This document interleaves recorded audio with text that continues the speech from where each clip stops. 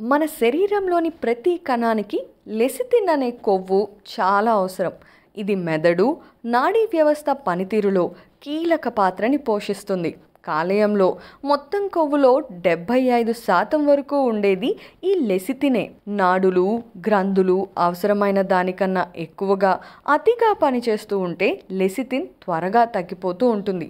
దీంతో చిరాకు, నీరసం వంటివి మనందరికీ వస్తూ ఉంటాయి. సాధారణంగా అయితే వయసు మీద పడినప్పుడు మనకి దీని నిల్వలు తగ్గుతూ ఉంటాయి.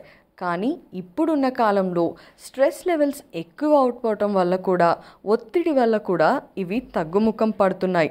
అందువల్ల లెసిథిన్తో కూడిన పదార్థాలని మనం డైలీ ఫుడ్లో ఖచ్చితంగా చేర్చుకోవాలి. మరి ఈ లెసిథిన్ ఎందులో ఉంటుంది అంటే గుడ్డులోని పచ్చ సొనలో ఇది చాలా పుష్కలంగా ఉంటుంది. అలాగే వంట నూనెలు, గింజ ధాన్యాలు, సోయాబీన్స్, పాలు, జంతు కాలేయంలోనూ ఎక్కువగా ఉంటుంది.